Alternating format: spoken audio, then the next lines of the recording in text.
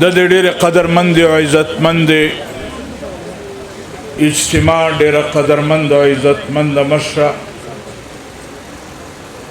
امیر جمعیت علماء اسلام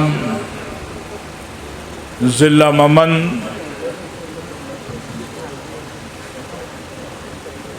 په سټیج باندې ناست مقتدر علماء کرام د فاټا جمعیت علماء اسلام ناظم عمومی حضرت مولانا عبدالرشید صاحب دامت برکاتہم العالیہ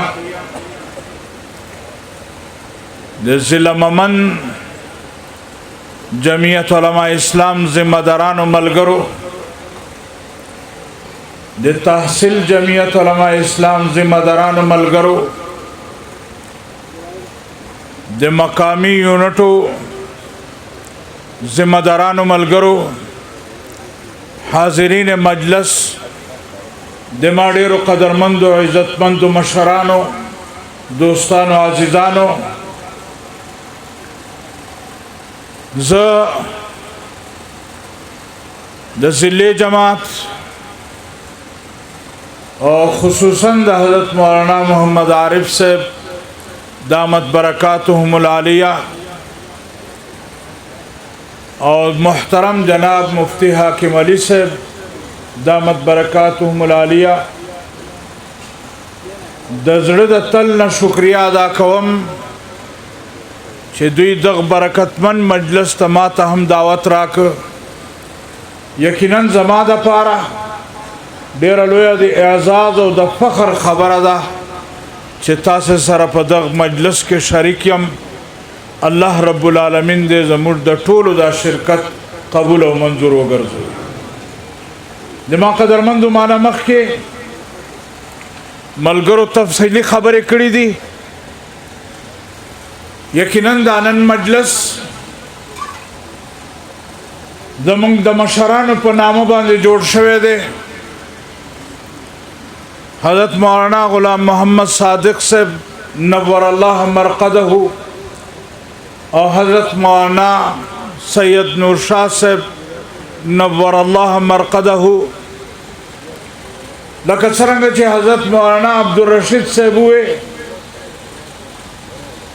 کہ حضرت مولانا سید نور شاہ صاحب رحمہ اللہ یقیناً د دې قافلې یو داسې گمنام سپایو چې د هغه خدمات په علماو کې په طالبانو کې په مقامی خلقو کې روشان او هغه خپل ژوند د الله دین د خدمت د پاره سپارلو خو د ما عزتمندو زمون سره هغه سي تعلق او نزدېواله د نظریه په بنیاد باندې ضرور وو خو د ما قدرمندو یقینا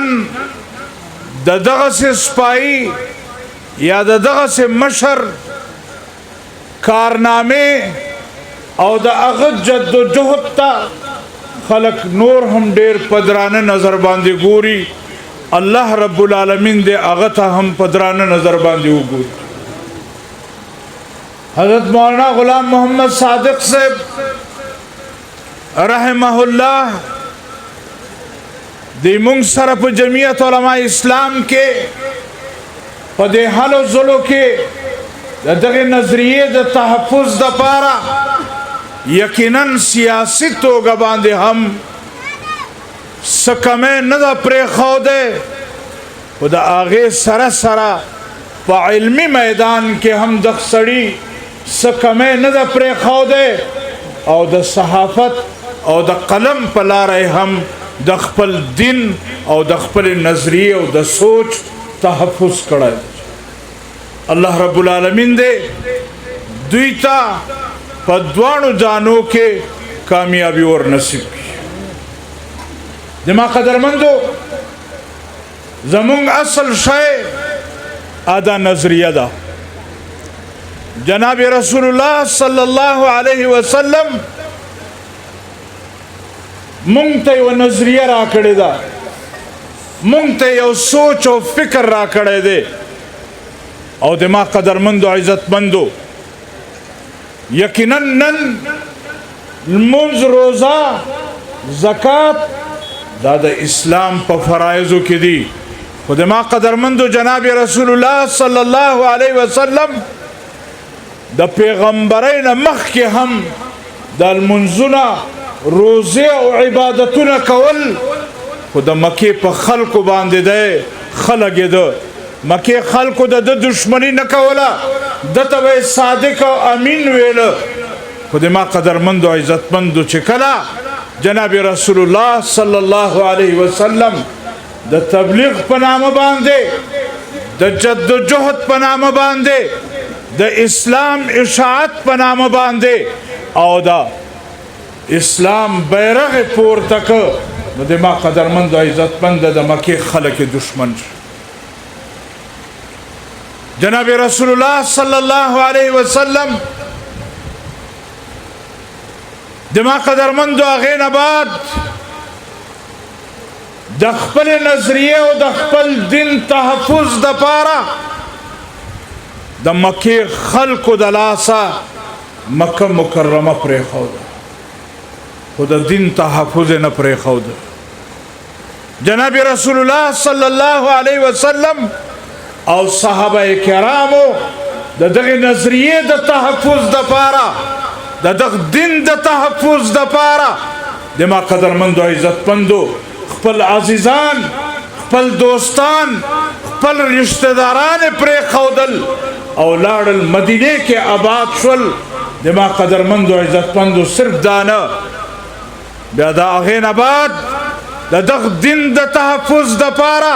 صحابه کرام میدان ته ووتل. د ما قدرمندو عزتمندو د وینې رشتې نه بالاتر صحابه کرامو د دغه دین تحفظ کړی. حضرت جناب ابو بکر صدیق رضی الله تعالی عنه زوی ډېرې مودې پس مسلمان شو. چې کله مدینې ته راغی، په یو وخت باندې خپل پلار ته ووې، بابا په پلانکي میدان کې چې زه د کفارو سره راغلی ومه، یو ځل ته ماته برابر شوې، تا ماته شاوه، او که ما غوښتی نو تا نه مې دا تا سر جدا کولی شوې. خو د پلار نسبت او د دغه تعلق لحاظ مې وساته او تا مې پرېښودې. حضرت ابو بکر صدیق رضی الله تعالی عنه ورته وایي، بچیا ما دې په خپل رب باندې قسم وي، که چېرته ته ماته داسې برابر شوی وې نو ما به ستا د بچیتوب یا تا د اولاد د دې لحاظ نه و ساتلی او ما به ستا سر د تن نه جدا کړی و. نو د ما قدرمندو عزتمند کلمه ویل دا آسان کار ده. د ما قدرمند او عزتمند لمونځ کول دا آسان عبادت ده. دا په امریکا کې هم خلق کوي، دا په هندوستان کې هم خلق کوي، دا روزه په جرمني او په فرانس کې هم خلق نیسي مسلمانان. خو د ما قدرمند او عزتمند د دغه دین تحفظ کول دا ډېر ګران کار. دا جد و جهد غواړي، دا وخت غواړي، دا د ګرمۍ برداشت کول غواړي، دا تا د خپلو بچو نه بې پروا کوي، تا د خپل مال او دولت نه بې پروا کوي. او چې کوم سړی د الله دین دپاره میدان ته وځي. د ما قدرمند او عزتمند حضرت شیخ الهند رحمت الله علیه فرمایي چې په دې 14مه صدۍ کې کم مسلمان د الله د دین د تحفظ دپاره د علماو په جلوس او په جلسه کې شرکت کوي په ورځ د قیامت په دا مسلمان د بدر صحابه سره داسې ولاړ نو د قدرمند او عزتمند یقینا د مردا یقین د زمونږ د مشران چې تللی دي دوی په دغه ژوند کې د دنیا په دغه ژوند کې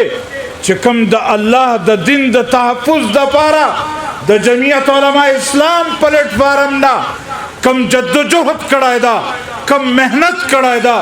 دا به مقبول وي او ان شاء الله د دغه تعلق په بنیاد با دا خلق جنت ته رسیدلی وي الله رب العالمین دې زمونږ او ستاسې دغه تعلق له جمعیت علما اسلام سره دغسې مضبوط وساتي د ما قدرمندو نن عالمي کفر سره په ملګرتیا باندې زما کلمګو مسلمان ورور هغه نه شرمېږي نو زه د علماو سره په ملګرتیا باندې ولې وشرمېږم دلته زمانه مخکې د پښتنو مجلس راغی زمونږ مشر پرون هم اعلان کړی دا چې تا ټول عمر دغ طالب ته او ملا ته دهشتګرد ویلي دي خو ما ټول عمر دې ته مجاهد ویلي دي او زه نن هم دوی ته مجاهدین وایم تکبیر تکبیر حضرت مولانا رحمان سeb جمعیت علماء اسلام او دا خلک د کمې پښتو خبره کوي دا په څه پښتانه دي راشه لږ زما د مشرانو سره د خپلې پښتو مقابله وکړه په خپل رب مې د قسم وي د ستا په دې ټوله پښتو باندې زه د خپلې پښتو دا نوک نه در ښکاره کوم تا به څه پښتو وي په تا کې به څه داسې ایمان وي چې یې به د کفر ملګری او ته به نیغ نیغ کېږي چې زه پښتون یم پښتون هغه ده چې د الله دین ملګری ده د ما قدرمند او عزتمند مونږ ډېر په دغه خاورې کې لیدلی دي چې هغه اسلام ته کنزل نشي کولی نو بیا مولا ته کنزل کوي خپله غصه په مولا وباسي خو د ما قدرمندو عزتمندو مونږ د دوی سره مقابله نشته مونږ د دوی هغه پلار امریکې سره مقابله ده مونږ د دوی هغه پلار روس سره مقابله ده مونږ د دوی هغه پلار برطانیې سره مقابله ده پرون مې هم په دغه خاوره باندې برطانیې ته شکست ورکړی و او د دې ځای نه دا تښتېدلی و نن نه مخکې مې په دې خاوره باندې روس ته هم شکست ورکړی و او تښتېدلی و نن ما امریکې ته هم شکست ورکړی ده او د دې خاورې نه مې تښتولی ده د دغو خلکو نوم اخیستونکې ته زما دپاره هېڅ نه یې او یو سړي غټه رمه وه نو بیماري پې ولګېده نو دې په مانځه تازه تازه ودرېدلی و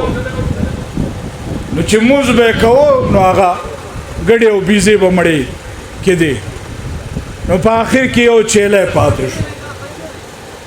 هغه د شپې ډېر شور کوي یوازې و غریب نو دې پسې راپاڅېدو ډېر شور مه کوه خو د تا له خو صرف اودس کم بیا نه یې پښتنو تاسې له خو زمونږ اودس هم کافي دی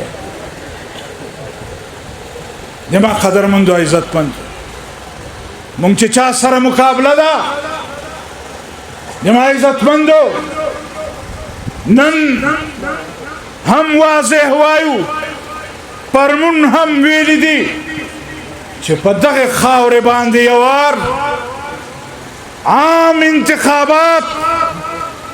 چې د اسټبلیشمنټ اثراتو نه خالی وي نو د ما قدرمند او عزتمنده بیا په دغه خاوره کې د علماو بغیر بل سړی بر سر اقتدار نشي راتلی او د ما قدرمند نن هم اسټبلیشمنټ ته وایم نن هم هغه قوتونو ته وایم چې ستا کم کار ده په کار ده چې هغه کار ته وکړې ته د سرحداتو تحفظ وکړه د ما قدرمند او عزتمنده حضرت مفتی صاحب رحمه الله به وی د سترګو دا باڼه دا د سترګو حفاظت دپاره وي خو که چیرې یو ویښته هم په بڼو کې هغه سترګې ته پرېوځي نو دا سترګه بې قراره شي او تر څو چې د دا ویښته ایستلی نه وي دا سترګه په قرار کې نه راځي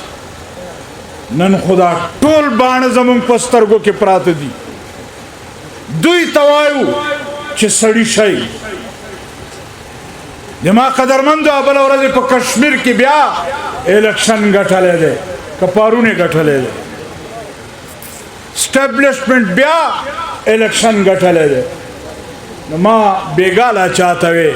مې دا اسټبلیشمنټ یا دا اداره دې مونږ ته وښایي چې چېرته د جنګ ګټلی وي الیکشن خو دی همیشه ګټي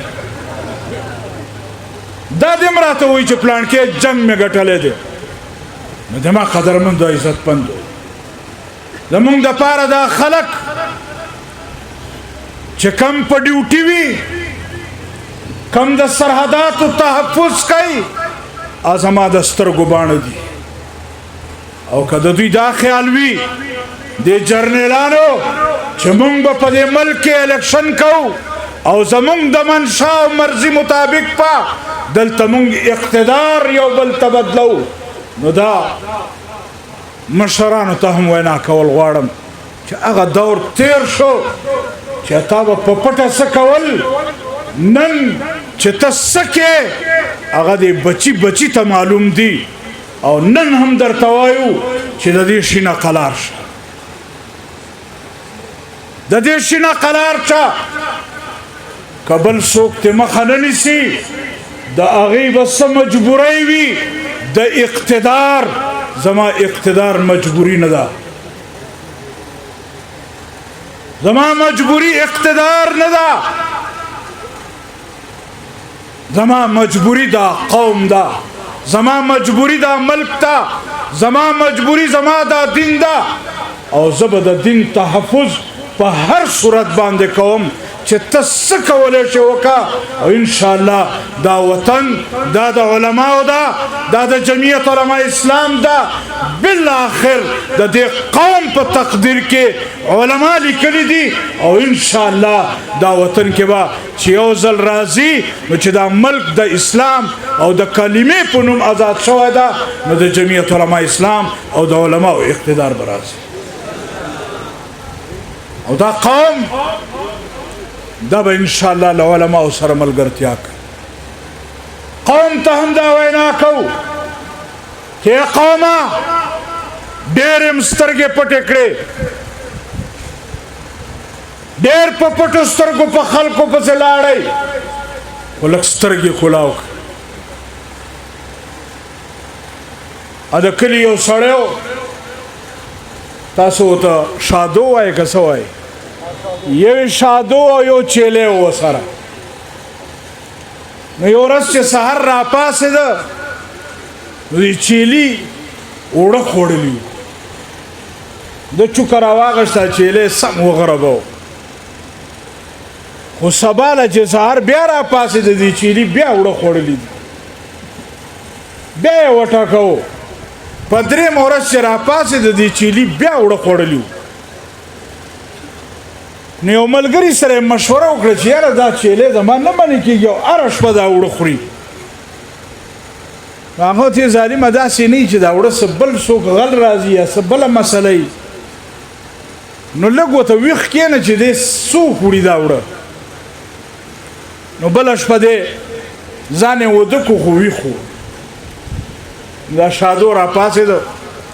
اوړو بوره اخلاص کړه وړې خډې رو خړل بیا ځان صفاک او لږ باندې وړې راواغه دي چيلي په خله یو مګل نو دما قدرمندو یې قومه ډېر ود شوی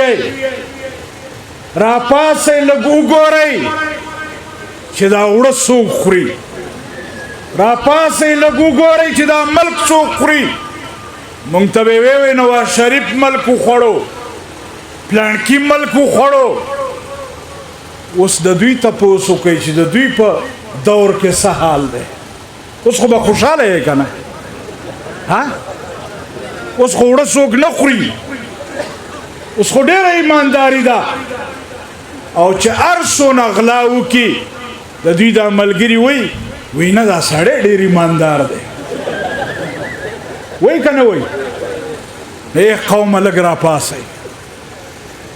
او د دې وړو خوراک دا کم خلق چې ورسره دي دا کم اسټبلشمنټ کې الیکشن کې دې قوم ته دا درخواست کوو چې لږ راپاسئ ویښ شئ او خپل ووټ د دې تپوس وکئ چې زه ستا دا ووټ چا پسې روان دی زما قدرمنده هغه د تورې جنګ نن نشته هغه د ټوپک جنګ نن نشته نن په دغه ملک کې د جمهوریت په لاره باندې د الیکشن په لاره باندې د ووټ جنګ ده کم مسلمان چې په ووټ کې د علماو ملګرتیا کوي دا داسې ده لکه د بدر په میدان کې صحابه کرامو د دین تحفظ کړی نعره تکبیر نعره تکبیر جمعیت علماء اسلام او کم مسلمان چې په ډانګه غلطیږي د بجلی په تار او په پول غلطیږي په ټوبویل غلطیږي او خپل ووټ غلط استعمالوي لکه څرنګه چې په هغه ټیم کې منافقینو کم کردارو الله رب العالمین به دا هغې نه هم تپوس کوي او زما او ستا نه به هم دا تپوس کوي چې زما د اسلام او د دین تحفظ دپاره علماء کرام راغلي وه تا ته یې وینا کړې وه د ما قدرمندو عزتمندو تاسې که نن د علماو ملګرتیا نه کوئ په آخرت کې به د خدای جواب ته ځان تیار ساتئ د ما قدرمند د بعضې خلکو دا خیال دی چې صرف دا موز د دې به رب تعالی تپوس کوي صرف د روجې د زکات تپوس به کوي خو د ما قدرمنده الله رب العالمین فرمای والعصر قسم می د زمانې وي ان الانسان لفی خسر بشک دا انسان په تاوان کې ده الا الذین لیکن هغه خلق آمنو چې چا ایمان راوړو دا کامیاب زما قدرمندو عزتمندو الحمدلله ثم الحمدلله مونږ او تاسې ټول مسلمانان خو د ما قدرمندو عزتمنده د ایمان په حواله سره د بل مسلمان سره جګړه نشته په دنیا کې ډېر خلک شته چې هغې ایمان نه دی راوړی خو زما او ستا سره څه جګړه شته د ما قدرمندو عزتمند الله رب العالمین فرمایي وعملوا الصالحات دوم د کامیابۍ شرط دا ده چې څوک د الله په دین باندې عمل وکړي نو په یو کور کې پلار موز نه کوي او زوی تبلیغ کې لګېدلی او هغه جومات ته سهار جمع لځي په کور کې مور موز کوي لورې نه کوي د ما قدرمندو عزتمندو په کور کې جګړه نه پیدا کېږي نصیحت ورته کوي خو جګړه نه کوي لہذا دا وعملوا الصالحات که څوک په دین باندې عمل کوي او که څوک یې نه کوي څومره مسلمانان دي چې منځونه نه کوي مونږ سره جګړه شته خو د ما قدرمندو عزتمنده زمونږ څومره مسلمانان دي چې روجې نه نیسي په رمضان شریف کې مونږ سره هېڅ جګړه نشته خو د ما قدرمندو عزتمند الله رب العالمین فرمایي وعملوا الصالحات نه بعد چې دوم شرط دا ده چې دی به نیک عمل کوي او دریم شرط وی وتواصوا بالحق چې بیا به دی د حق ملګرتیا جما قدرمند عزتمند الله رب العالمین فرمی وتواصوا بالصبر چې بیا به صبر هم کوي. نو آمنون بعد نه وایي چې وتواصوا بالصبر، وعملوا الصالحات نه بعد نه وایي چې وتواصوا بالصبر، خو چې وتواصوا بالحق راغی نو بیا وایي وتواصوا بالصبر. جما قدرمند او عزتمند وروره اے مسلمان لږ سوچ وکړه چې د ایمان نه بعد ډېر خلک ایمان نه راوړي او زما جګړه نشته ورسره، چې مونځ نه کوي ما جګړه نشته ورسره. زمونږ ملایان که ډېره په غټه فتوا ورکوي چې مونځ او روژه نه نیسي نو دا فاسق فاجر ده، خو کافر ورته نه وایي. نو چې د ایمان نه باوجود په وعملو الصالحات باندې عمل نه کوي او دخته ملا فاسق فاجر وایي، نو تاسې وایي چې یو سړی مونځ هم کوي، روجې هم نیسي، تبلیغ هم کوي، بل د دین کار ټول کوي، خو دی وتواصوا بالحق باندې عمل نه کوي، نو دا نه دی فاسق فاجر؟ ای مسلمان وروره زه دعوت در کومه چې آمنو باندې عمل آسان دی، وعملوا الصالحات باندې عمل آسان دی، خو نن د عالمي کفر په مقابله کې وتواصوا بالحق باندې عمل کول دا لازمي. او پیغمبر علیه الصلاة والسلام چې کله مونځ کوو، روجې نیولې، عبادت کوو، دا قوم دشمن نو، کفار دشمن نو، خو چې کله جناب رسول الله صلی الله علیه وسلم د مکې خلق جمع کړل او دعوت ورکړه چې د الله دین طرف ته راشئ، نو بیا په دغې مجمع کې خپل سکت تره راپاڅېده او ورته وایي تبا لک یا محمد، نعوذ بالله، خدای دې تا هلاک کړي ای محمد، ان یبدل دینهم، ته زموږ دا دین بدلول غواړې؟ یو ګټه یې راواغېسته او جناب رسول الله صلی الله علیه وسلم په ګټه ونیسته. د هغې ورځې نه بعد کفر کافر دا د جناب رسول الله صلی الله علیه وسلم دشمنان. نو زما قدرمند او عزتمند مونږ ته پکار ده چې د الله دین دپاره میدان ته راوځو،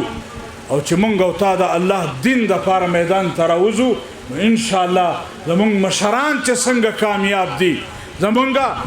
قائدین چې څنګه کامیاب دي، د حضرت شیخ الهند رحمت الله علیه د دغه قافلې هر جرنیل او هر سرخیل چې څنګه کامیاب دی، انشاءالله تعالی زما دا کارکن، زما دا وارکر، زما دا عام مسلمان چې د علماء د جماعت سره وابسته وي دا هم کامیاب دی.